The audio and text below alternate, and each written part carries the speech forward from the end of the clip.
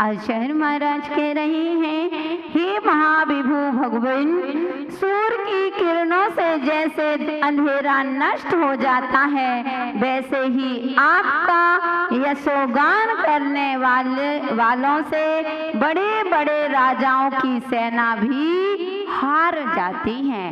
कितना सुंदर उदाहरण दिया। कहते हैं भगवान, कितना भी घनघोर अंधेरा हो, कितना भी अंधेरा हो, जैसे ही सूर्य निकलता है तो अंधकार को 9 2 11 होना ही पड़ता है। वह 9 2 11 हो जाता है, भाग जाता है। सूर्य के सामने अंधकार टिक ही नहीं सकता है, यह विशेषता होती। कभी देखा है क्या कि सूर्य भी निकला हो और अंधकार भी हो? देखा है ओम जी कभी ऐसा? नहीं। यानी सूर्य के निकलते ही अंधकार स्वतः ही भाग जाता है, उसको कहने की आवश्यकता नहीं है, डर के पीछे भाग जाता है। ऐसे ही हे प्रभु, आपका यशोगान करने वाले, आपकी भक्ति करने वाले, आपका मात्र नाम स्मरण करने वालों बड़े बड़े राजाओं की सेना भी उसके सामने हार जाती है, भाग जाती है। अपने मस्तक को झुका करके स्वतः ही भाग जाते हैं। और कैसे?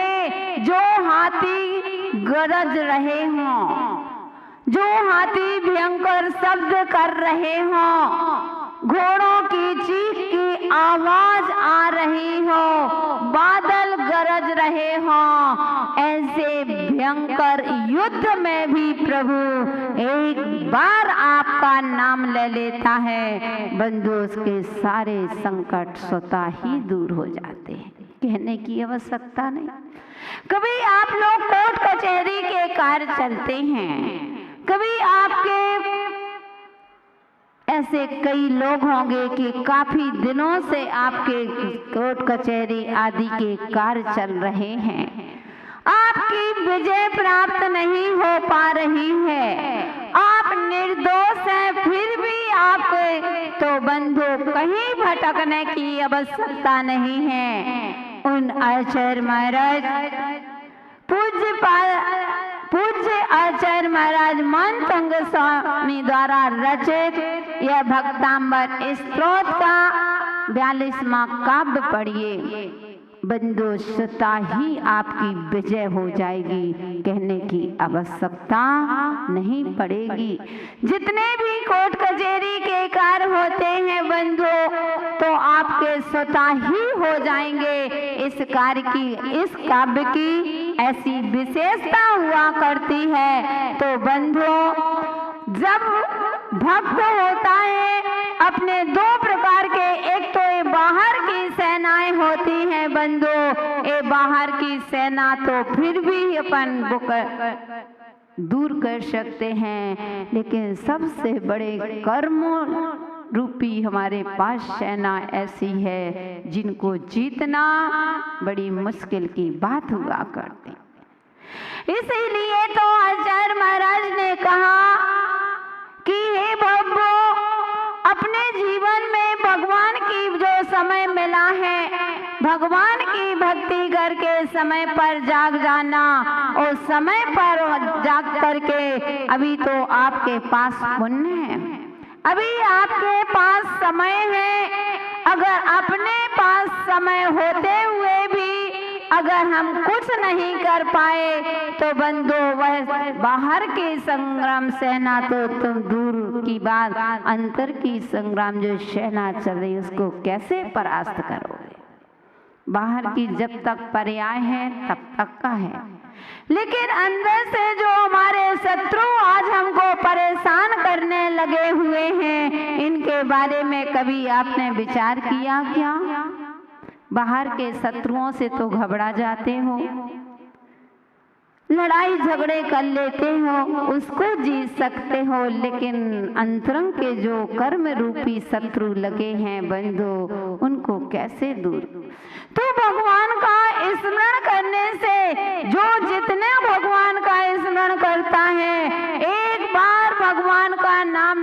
लेता है, अपने आराध्य इष्ट आराध्य का नाम ले लेता है। बंधुओं, तुम कहीं भी रहो, भले ही तुम्हारे पास गुरु इधर नहीं है, तुम यहाँ हो और गुरु दूसरी जगह विराजमान है, लेकिन आपकी श्रद्धा है, आपकी भक्ति है, अगर आपने अपने गुरु को स्मरण कर लिया तो आपकी सारी दूर, कोई भी कैसे भी विघ्न आते हैं सारे दूर हो जाते हैं।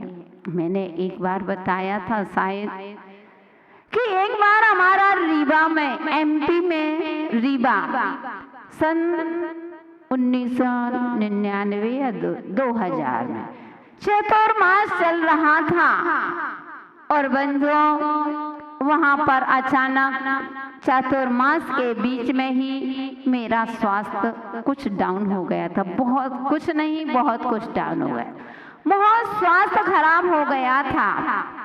1-2 महीने से पेट में पानी भी नहीं रुकता, जैसे ही आहार करते तुरंत पूरे दिन ही उल्टी होती थी। बहुत दवाई भी खाई लेकिन कुछ आराम ही नहीं मिल रहा था। हीमोग्लोबिन बिल्कुल 3 पॉइंट बचा। अब दीपावली भी हो गई, दीपावली के बाद कुछ ही परिवर्तन होता है, सभी को मालूम है, वो नहीं होगा तो पता चल जाएगा। यानी दीपावली के बाद पिछी का परिवर्तन था और मेरा स्वास्थ्य भी खराब था। और माता जी ने कह दी, हमसे बड़ी माता जी थी, उन्होंने कहा कि विंध्यश्री तुमको मंच संचालन करना है, पूरा मंच आपको ही संभालना है। मैंने कहा माता जी स्वास्थ्य अनुकूल नहीं है, कैसे होगा? बोले नहीं, उन्होंने 8 दिन पहले से ही कह दिया कि मंच तुम्हारा है, तुमको संभालना है, पूरा पिछली परिवर्तन का संचालन आपको करना होगा। अब बड़ों की आज्ञा शिरोधार्य बंधुओं। और एक दिन पहले क्या होता है कि अच्छे बड़े डॉक्टर थे, डॉक्टर साहब को माता जी ने बुलाया, बड़े वैद्य जी थे, वो आए, उन्होंने हमारी नाड़ी आदि देखी और नाड़ी देख करके और कहते हैं, अरे आरिका विद्वश्री माता जी उस समय ब्रह्मचारिणी अवस्था में थी, दीदी अवस्था में थी। तो वे बोले कि दीदी हम आपको माता जी के लिए 28 दिन की दवा एक साथ भेजेंगे, आप माता जी को 28 दिन थोड़ा थोड़ा चलाओगे और माता जी बिल्कुल ठीक हो जाएंगी। उन्होंने कहा ठीक। और सुबह देख के, दोपहर को देख के गए, रात के उन्होंने पुड़िया बना करके इतनी पुड़िया में दवाई भेजी। तो वो जो उनके असिस्टेंट जो भी आए हों, तो उन्होंने जैसे ही दीदी को पकड़ाया, उन्होंने कहा कि जी क्या 28 दिन की दवा है? बोले नहीं, ये आपको कल माता जी को चला देना है, 28 दिन की दवा 2 और आएगी, लेकिन कल इस दवा को आपको चला देना है। उन्होंने कहा ठीक। ओ पिछी परिवर्तन उसी दिन आहारचर्या को जैसे उठे, अब जैसे उनको बता गए, उन्होंने कहा पहले दे देना, और उन्होंने दवाई घोल करके उनको दे दी, हमने ले ली और जैसे ही आहार करके आए और बस अब तो पूरा लगे कि कमरा ही घूम रहा है, ऐसे चक्कर आने लगे। तो मैंने माता जी से निवेदन किया कि माता जी आज मेरा स्वास्थ्य बहुत खराब हो रहा है, 3, 4, 5 घंटे मंच में भी बैठना पड़ेगा, हमारी इतनी शक्ति नहीं है, कैपेसिटी नहीं है, ऐसा करो कि माता जी हम विश्राम कर लें, हम लेट करके समाइक करेंगे। माता जी ने कही कर लो। तो मैंने कहा यहाँ आना जाना लगा है, हम सामने वाले कमरे में अलग से लेट करके वहाँ समाइक करेंगे, वहीं विश्रांति भी हो जाएगी और समाइक भी कर लेंगे।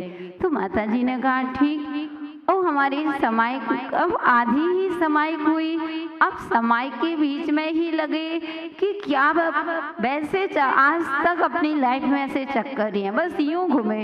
इतने में मेरी समाइक पूरी हुई और ये भोजन करके आ गई दीदी। तो उन्होंने कहा कि माँ यहाँ पर क्यों बैठे हो, यहाँ पर अलग से समाये। तो हमने इशारा किया कि हमको चक्कर आ रहे हैं। इतना कहा और बस डॉक्टर साहब तुरंत आ गए देखने के लिए। उन्होंने कहा एक बार माता जी को देख कर के आए कि माता जी का स्वास्थ्य कैसा है। जैसे ही आए तो उन्होंने कहा दीदी माता जी कहाँ हैं? और दीदी ने तुरंत बोल दिया कि डॉक्टर साहब आपने कैसी दवा भेजी थी? तो बोले क्यों? बोले जब से दवाई दी है माता जी को तो बिल्कुल उठ ही नहीं पा रही है, माता जी को चक्कर आ रहा है। तो बोले दीदी आपने दवाई चलाई थी? बोले चलाई थी। बोले कितनी चलाई थी? बोले पूरी चला थी। वो घबरा गए, बोले दीदी मैंने तो 29 दिन की 28 दिन की दवाई भेजी थी। अब वो इतना घबरा गया, वो हमको तो उसने देखा नहीं, अब वो पसीना पसीना हो गए वो डॉक्टर साहब। उनको ऐसा लगे कि और ये बात तो पता है ऐसी बातें पूरे नगर में फैल जाती हैं। अब उसी दिन सभी लोगों के बाहर से भक्त लोगों का आना, चातुर्मास का पिछी परिवर्तन का समय, बड़ी समाज और पूरी समाज के लोग एक साथ हो गए। अब वो डॉक्टर कहे कि अगर एक गिरस्त होता तो उसको हॉस्पिटल ले जाया जाता, वाटर लगता, उसको ठंडे में रखा जाता, आदि आदि। अब सभी लोगों से का निवेदन चलने लगा। अध्यक्ष मंत्री आ गए, नहीं माता जी प्लीज माता जी आप मंच में नहीं जाएंगी। मैंने भीड़ देखी, जितना दवाई से उतने घबराई नहीं जितने पब्लिक को देख करके घबराने लगी। ये क्या हुआ? बोले नहीं माता जी आप नहीं जाएंगे, प्लीज माता जी आप मंच में नहीं जाएंगे। बड़ी माता जी ने ही मना कर दिया कि मत जाओ बिंदश्री, कोई बात नहीं जैसा होगा दूसरी माता जी लोग कर लेंगी। तो हमने कहा नहीं हम तो मंच में जाएंगे। तो माता जी बोली मत जाओ, सभी लोग हमको कहेंगे कि कैसे माता जी। हमने कहा कोई कुछ नहीं। अब सब लोग हमको जबरदस्ती आ गए, कमरे में निकलने नहीं दें। थोड़ा हम गुस्सा हुए, हमने कहा चलो हटो यहाँ से, तुम्हारा कार्य। अगर विधान पूजन अनुष्ठान कुछ भी होता उसमें आप कहते तो मैं स्वतः ही नहीं जाती। ये पिछी परिवर्तन संयमियों का परिवर्तन है, ये संयमियों का काम है। हम आपके काम में, ये हमारा कार्य है, हम तो जाएंगे, हमें कुछ भी नहीं हो, चाहे जैसे भी होगा हम जाएंगे मंच में। और सबको हमने डांट दिया और बस तुरंत 1 बजे से संचालन। जैसे ही मंच में पहुंचे तुरंत माइक संचालन किसका? संचालन माता को मालूम है कि माता जी को करना। बंधु एक बार मैंने भगवान को नमोस्तु किया। देखो मैं इतना कह रही हूँ कि भगवान के गुरुओं के अपने आराध्य का नाम लेने से, और बंधु मुझे भी घबराहट हो रही थी कि मैं 5 घंटे कैसे मंच में बैठूंगी, इतना संचालन कैसे करूंगी। अब दूसरी माता जी थी, उनकी तैयारी नहीं थी, हर कोई तो ऐसे कर नहीं सकता। हमको तो माता जी ने 8 दिन पहले से कह दिया था कि तुमको करना है। मैंने जैसे ही मंच माइक मिला, मैंने सबसे पहले अपने गुरु को याद किया। मैंने कहा हे गुरुदेव मुझे इतनी शक्ति दो, मुझे ऐसा आशीर्वाद दो, एक सब कार्य जो हो रहा है आपका ही है, अच्छा होगा तो आपका है, वो बुरा होगा तो भी आपका है। इसलिए हे गुरुदेव मुझे इतनी शक्ति दो, मुझे ऐसा आशीर्वाद दो कि मेरा यह संयम का कार्यक्रम जो रखा गया है, पिछी परिवर्तन है, मेरा पिछी परिवर्तन अच्छी तरह से हो जाए। बंधुओं विश्वास नहीं हुआ, ऐसा लगा कि गुरु ने सामने से ऐसा आशीर्वाद दिया। 5 घंटे लगातार बोलते रहे, आज तक वैसा संचालन नहीं हुआ जैसा वह संचालन हुआ था। सभी को बड़ा आश्चर्य हुआ, सभी लोग हंसने लगे कि माता जी को 28 दिन का डोज मिल गया था इसलिए इतना ही ओझ आ गया था। ऐसे इनकी वाणी में इसलिए ओझ आया क्योंकि 28 दिन का डोज मिला था। अब हंसने लगे पहले का।